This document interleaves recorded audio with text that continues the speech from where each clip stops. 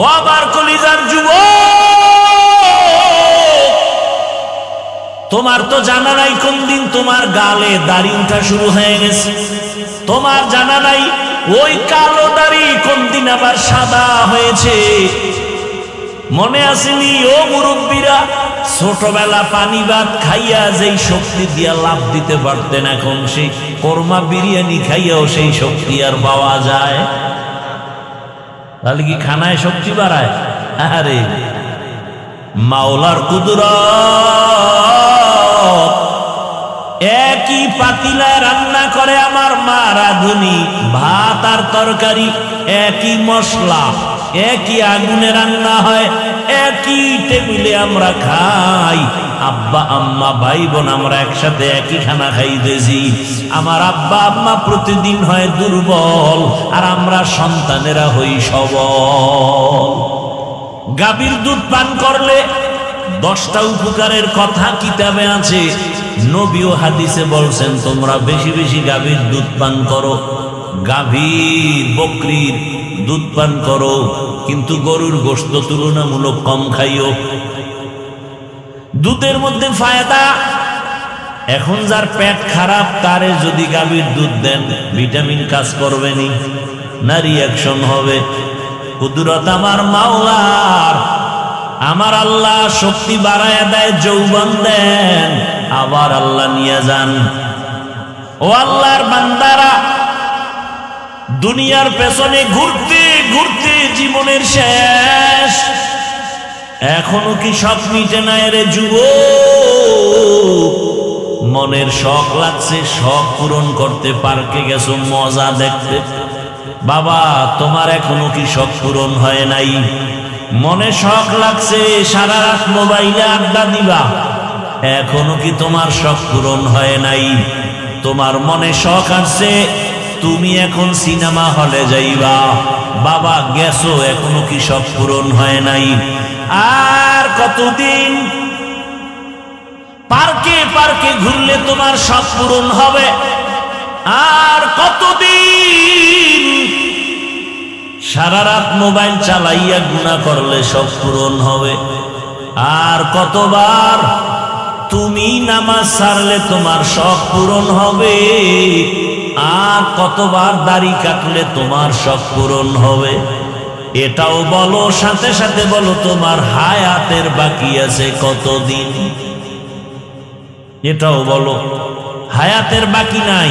ইদানিং কালে বেশিরভাগ দেখি যুবকের লাশ, গাড়ির নিচে যুবকের লাশ, পানির ভেতরে যুবকের লাশ, ঘুমের বিছানায় যুবকের লাশ। বাবা কয়দিন আর দুনিয়ায় বাঁচবা?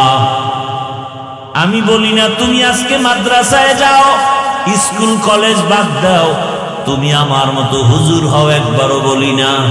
বরং আমি বলি ও যুবক বাবা, স্কুলে পড়ো, কলেজে পড়ো, চাকরি করো, ব্যবসা করো, তবে তুমি ওখানে থাকিয়া জান্নাতের রাস্তাটা ক্লিয়ার করো। ও যুবক বাবা, তোমার মতো যুবক স্কুল কলেজে পড়ে, নামাজ পড়ে নাই, বলো বাবা তোমার কপাল কেন দুর্বল, তুমি কেন পারো না? তোমার মতো যুবক তাকায় দেখো, র্যাব, আর্মি, পুলিশ, বিডিআরের চাকরি করে নামাজি আছে না নাই? তোমার বিবেকটাকে প্রশ্ন করো, তুমি কেন পারো না রে বাবা?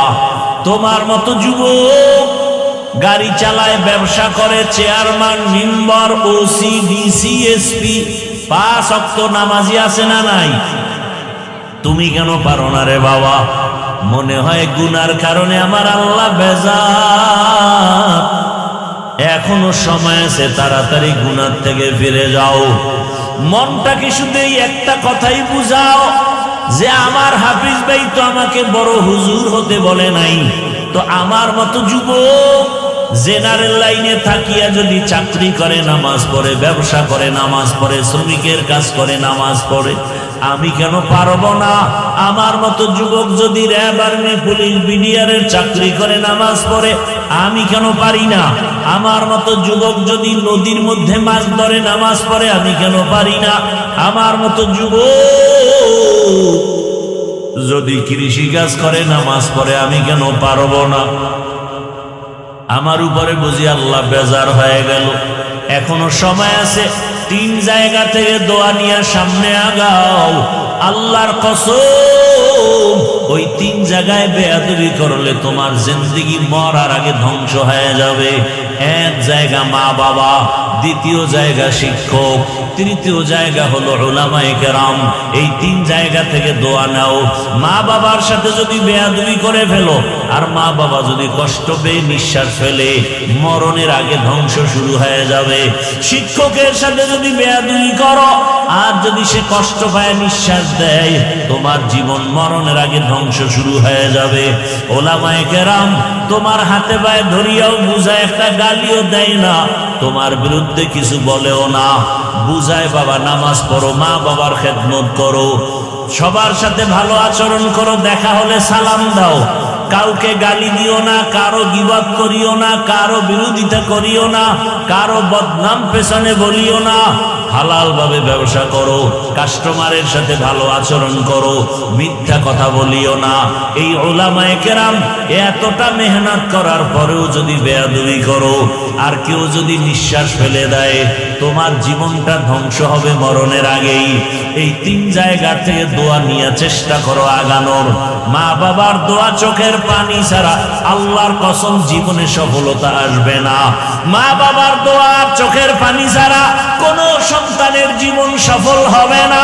তুমি ডাক্তার হও, ইঞ্জিনিয়ার হও, প্রফেসর হও, তুমি একজন সাংবাদিক হও, তুমি ওসিডিসিএসপি হও, তবে খবরদার এই 3 জায়গার বেয়াদবি তুমি করিও না।